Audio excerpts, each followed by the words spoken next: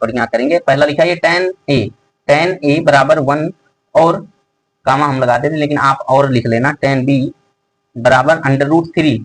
तो आपको बताना है, तो क्या बताना है भैया, ये लिखा है cos A into cos B minus sine A into sine B.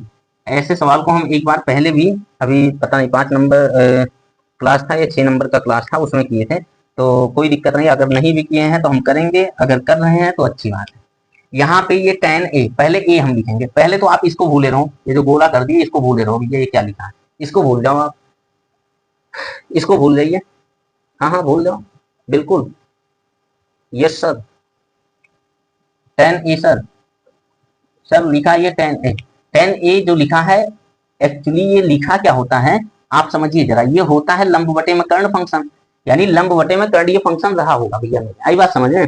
हो सकता है लंब का भी मान सेम हो और कर्ण का भी मान सेम हो, तो कट के एक नहीं बनेगा टेन का मान। नहीं समझे, नहीं समझे कैसे हुआ, जैसे हमने कहा यहाँ पे एक त्रिभुज बना दिया हम, समझिए हमारे में यही तो खासियत है भैया कि हम एकदम पोस्टमार्टम करते हैं सवाल का। हम क्या करने वाले हैं भैया सवाल का, तो पोस्टमार्टम करने वाले हैं। अब ये लिखा है टेन ए, यानी ये कोण इसकी बात कर रहा है। टेन जो फंक्शन है किस कोण के तहत बात कर रहा है, कोण ए के तहत बात कर रहा है। यानी ये जो कोण है इस कोण से संबंध बताएगा इसके लंब से कर्ण का, इसके लंब से आधार का, इसके आधार से इसके कर्ण का।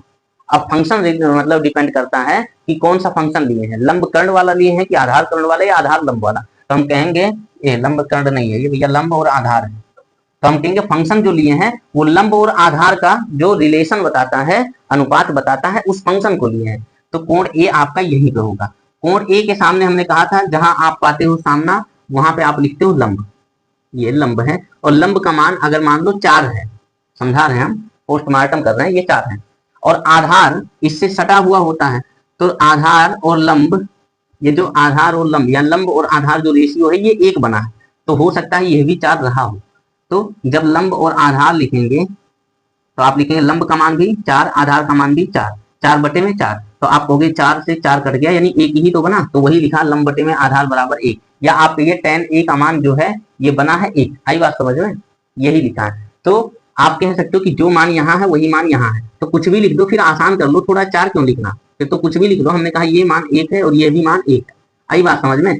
तो जो पाइथागोरस प्रमेय से कॉस का मान और साइन का मान निकालने वाला है वो लिख लेना। अगर एंगल ए दिया है तो एंगल ए यहाँ पे है, इसके सापेक्ष हमने ये लंब मान लिया, इसके सापेक्ष हमने ये आधार मान नहीं लिया, होता है। इस कोण की बात करेंगे तो इसके सामने लंब, इसके सटा हुआ जो है इससे सटा हुआ वो आधार, और ये 90 डिग्री है तो इसके सामने तो कर्ण हमेशा फिक्स होता है, कुछ कहना ही नहीं, इसके सामने हमेशा कर्ण। अब हम कहेंगे जब कोण ए इसमें टेन के साथ में लिया गया है तो अब कॉस वाला भी निकाल लेना, बस यही केवल बदलेंगे, आधार बटे कर्ण होगा किसी में लंब बटे कर्ण होगा। तो कॉस ए और साइन ए निकाल लेना, मतलब ये वाला और ये वाला पहले निकालो, इन पे क्लास लगाओ कि इनको निकालना। तो पहले हम साइन ए और कॉस ए, ये कॉस ए और साइन ए निकालेंगे, उससे पहले हमको कर्ण का मान पता करना है, क्योंकि इसमें कर्ण आएगा और साइन में भी कर्ण आएगा। तो हमने कहा पाइथागोरस से लिखेंगे, जो पाइथागोरस है, पाइथागोरस, उससे हम लिखेंगे क्या, देखो जरा भैया, ये हम लिखेंगे पाइथागोरस से क्या क्या क्या क्या बोल रहे थे भैया, हाँ, लंब का स्क्वायर प्लस आधार का स्क्वायर, ये बराबर होगा एक का कर्ण का स्क्वायर, सॉरी एक कर्ण का स्क्वायर, किसके स्क्वायर के, कर्ण के स्क्वायर के। तो लंब का मान अभी क्या लिखा 1, तो 1 का स्क्वायर 1 होगा, प्लस आधार का स्क्वायर 1 का स्क्वायर 1 होगा, ये कर्ण का स्क्वायर। या यूं कहिए कि कर्ण का स्क्वायर इधर या इधर आप लिख दो, 2 आ गया, तो कर्ण का मान जो आने वाला है वो √2 है। कर्ण का मान क्या आने वाला है भैया, √2। ये कर्ण है आपका √2, यहाँ पे कर्ण लिख रहे हैं, ये आपका कर्ण है, कर्ण का मान √2 आ गया है। अब देखो भैया, जब कर्ण का मान √2 आ गया तो हम cos a, ये tan a लिखा है, तो जो एंगल a है उसके सापेक्ष हम cos का निकाल रहे हैं और उसी के सापेक्ष हम एक साइन का निकाल, हाँ साइन और cos इसका निकाल रहे, cos a का मान लिखो, cos a का मान आधार और बटे में कर्ण होगा, तो आधार का मान 1 है और कर्ण का मान आपका √2 है, और इसी से हम निकाल लेंगे tan a माध्यम से, a के माध्यम से, ये जो a लिखा है इसके माध्यम से हम निकाल लेंगे sin a का मान। sin a का मान होता है लंब बटे में कर्ण, लंब बटे में कर्ण, तो लंब का मान भी 1 है और कर्ण का मान भी √2 है, कर्ण का मान √2 है, ये हो गया। अब हम कहेंगे मेरे भैया जो इसमें लिखा है दूसरा वाला क्वेश्चन अब यहाँ पे आ गया, अब इसकी उपयोगिता को देखेंगे। ये जो tan b लिखा है, जो tan b लिखा है, तो हम एक त्रिभुज और बनाएंगे पुनः पुनः पुनः tan b tan b is equal to कितना लिखा, √3। तो अब देखेंगे ये कोण b लिखा है, ये कोण क्या लिखा है, b, यानी कोण a से हमने लिखा था, तो कोण a से हमने cos a और sin a निकाल लिया, क्योंकि a इन तीनों में है। अब b वाला निकालेंगे तो b वाला भी सेम होना चाहिए, तो cos b मिलेगा और sin b मिलेगा यहाँ पे। तो एक अलग त्रिभुज बनाएंगे और इसके लिए जो मान दिया है उस पर सुटेबल करेंगे हम, a b और c, ये मान लो 90 डिग्री, ठीक है भैया, ये 90 डिग्री है। तो ये जो tan b लिखा है, tan b का मतलब यहाँ भी होगा, फंक्शन तो वही होगा, लंब बटे में आधार, लंब बटे में आधार, लंब बटे में आधार, यानी लंब ये आपका √3 है, तो आधार हम कहेंगे बटे में आएगा, तो एक भी तो हो सकता है, 1 से 3 को भाग देंगे फिर वही आएगा √3, तो हम कहेंगे लंब का मान √3 है, √3, और बटा करने पे ये एक अगर कर दें आधार, तो √3 बटे में 1 करेंगे, जो √3 ही बनेगा जो दिया था, और ये 90 डिग्री के सामने हमेशा कर्ण होता है, 90 डिग्री के सामने कर्ण। तो हम कहेंगे पाइथागोरस से इसको भी सॉल्व करिए, पाइथागोरस से, पाइथागोरस प्रमेय से, ये पूरा नहीं लिखे हैं भैया, आप लिख दें भैया, आलसी आदमी हो तुम, पता नहीं लिखो या ना। तो पाइथागोरस प्रमेय से ये लिख दिए, और इस प्रमेय से जो लंब का स्क्वायर, या आप कहिए कि कर्ण का स्क्वायर बराबर होता है लंब की स्क्वायर प्लस आधार की स्क्वायर से।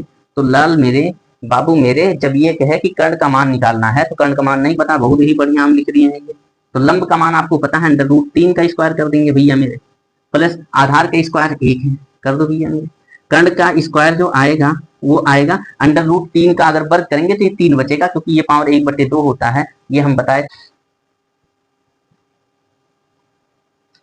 सॉरी आप सभी विद्यार्थियों को, थोड़ा सा टेक्निकल कुछ इशू आ गया था, इसलिए थोड़ा लाइट ऑफ हो गया था। तो अभी हम ये बता रहे थे कि अगर आप √3 का वर्ग करते हैं तो ये आपका 3 ही होगा। अगर आपको नहीं समझ में आया तो हम हर बार इसी बात को बार बार रिपीट करें कि कैसे हुआ क्या हुआ, इससे बेहतर होगा कि आप पिछले क्लास को देख के तब यहाँ पे आइए। तो आप कहेंगे ये 3 होगा प्लस ये आपका 1 होगा, क्या होगा भैया, 1 का वर्ग 1 होगा, यानी जो कर्ण का स्क्वायर आएगा, कर्ण का स्क्वायर हम लिख दे रहे हैं भैया यहाँ पे, कर्ण का स्क्वायर जो आएगा वो बनेगा 4, तो कर्ण का मान जो आएगा वो आएगा √4 बराबर 2। सही बात समझ में, ये भी आपको बताया गया कि कैसे हो रहा है, √ के बाहर कैसे निकलता है। तो ये 2 हो गया, कितना हो गया भैया, ये 2 हो गया। आई बात समझ में, कोई दिक्कत नहीं होगी वैसे। तो हमने कहा अब यहाँ पे हमको मान निकाल लेना है, किसका मान निकाल लेना है भैया, b वाले का, यानी b से रिलेट करने वाले जो फंक्शन है cos b और sin b। तो cos b का मान निकाल लीजिए, जो cos b का मान होगा वो आधार बटे कर्ण के सापेक्ष ही निकलेगा, आधार बटे कर्ण। तो आधार बटे कर्ण यानी आधार का मान 1 है और कर्ण का मान आपका 2 है, और sin b का मान ऐसे निकाल देंगे, तो sin b का मान जो आएगा वो लंब बटे में कर्ण आएगा। क्या आएगा भैया, लंब बटे में कर्ण। तो लंब का मान आपका √3 है और कर्ण का मान आपका 2 है।